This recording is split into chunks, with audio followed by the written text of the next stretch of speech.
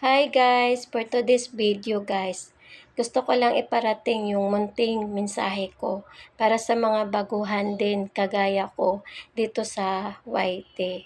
Kasi ito lang talaga masasabi ko guys, marami ka talagang pagdaanan na pagsubok dito guys. Kagaya ng paglagas ng subscribers mo, 'di ba?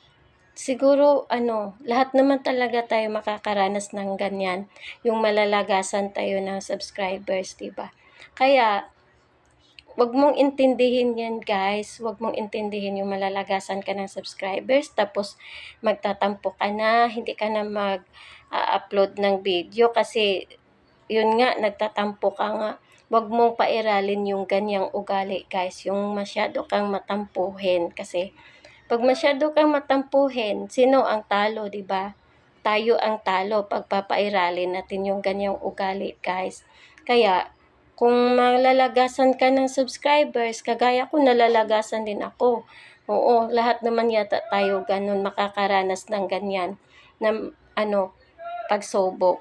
Kasi ang tao guys, nagbabago talaga ang isip, 'di ba? Hindi natin mapipigilan 'yan. Pero may kasabihan tayo, 'di ba? Habang may buhay, may pag-asa, 'di ba? Hindi lang naman dito matatapos yung buhay natin, 'di ba, guys? Hindi naman talaga hanggang dito lang. May bukas naman, 'di ba? Malay mo bukas, 'di ba? Or next week, next month, o 'di ba?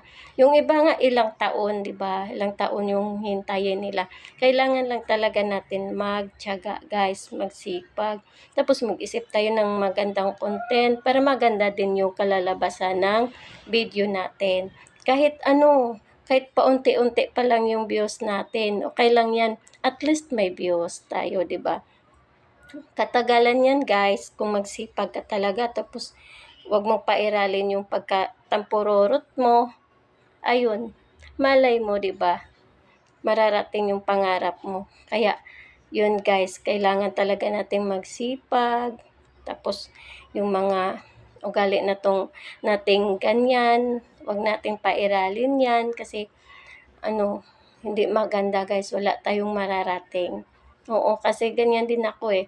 Minsan kasi pagtingin ko, ganun na yung subscribers ko. Tapos pag kinabukasan, pag tiningnan ko, ay, bakit ganun? Pero okay lang yan, talagang ganun talaga, guys, 'di ba? Lahat ng problema malulutas din. Tapos wala talagang madali sa buhay, 'di ba, guys? Thank you, guys.